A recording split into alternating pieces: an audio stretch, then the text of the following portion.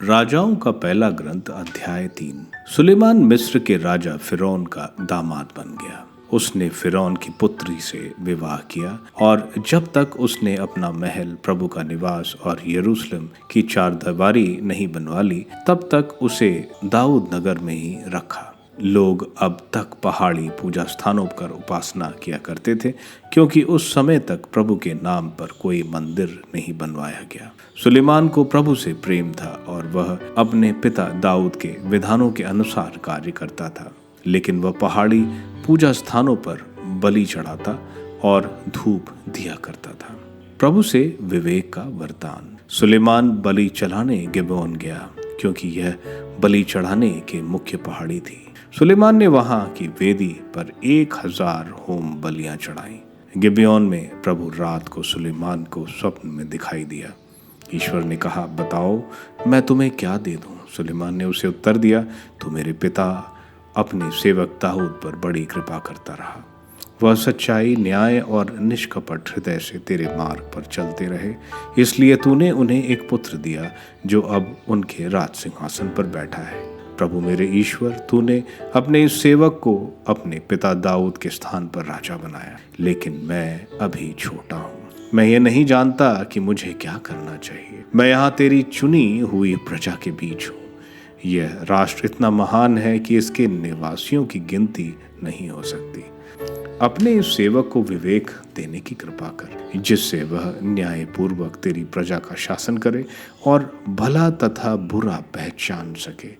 नहीं तो कौन तेरे इस असंख्य प्रजा का शासन कर सकता है?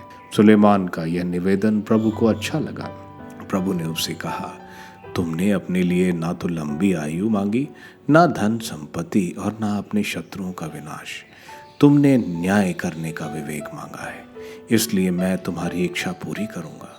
मैं तुमको ऐसी बुद्धि और ऐसा विवेक प्रदान करता हूं कि तुम्हारे समान ना तो पहले कभी कोई था और ना बाद में कभी कोई होगा। और जो तुमने नहीं मांगा, मैं वह भी तुम्हें दे देता हूँ, अर्थात ऐसी धन संपत्ति तथा ऐसा ऐश्वर्य जिससे कोई भी राजा तुम्हारी बराबरी नहीं कर पाएगा। और यदि तुम अपने पिता दाऊद की तरह मेरे नियमों तथा आदेशों का पालन करते हुए मेरे मार्ग पर चलोगे, तो मैं तुम्हें लंबी आयु प्रदान करूंगा। सुलेमान की नींद खुल गई और उसने समझ लिया कि मैंने स्वप्न देखा है। यरूशलेम में लौट आने पर उसने प्रभु की मंजूषा के सामने होम बलियां और शांति बलियां चढ़ाई और अपने सब सेवकों को भोज दिया। विवेकपूर्ण निर्णय करता। एक दिन 2 वेश्याएं राजा के सामने उपस्थित हुई। पहली स्त्री ने कहा, महाराज, हम में और यह स्त्री एक ही घर में रहती हैं। यह घर में ही थी जब मुझे एक बच्चा हुआ। मेरे प्रसव के 3 दिन बाद इस स्त्री को भी एक बच्चा हुआ। हम एक साथ थी और हमारे साथ घर में कोई दूसरा नहीं था, केवल हम दोनों घर में रहती थी। अब रात को इसका बच्चा मर गया, क्योंकि यह उस पर लेट गई थी। आधी रात को उठकर वह मेरे बच्चे को मेरे पास से उठा ले गई, जब मैं आपकी यह दासी सोई हुई थी, और उसने अपने गोद में रख लिया। फिर वह अपने मृत बच्चे को मेरी गोद में रख गई।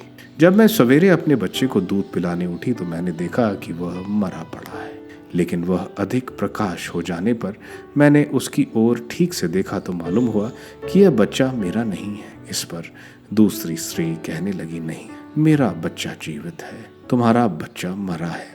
पहली स्त्री ने कहा, नहीं, तुम्हारा बच्चा मरा है, मेरा बच्चा जीवित है। इस प्रकार वे दोनों राजा के सामने झगड़ती रहीं।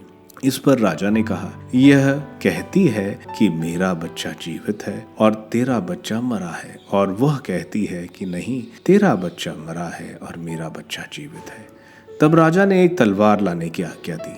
तलवार राजा के पास लाई गई।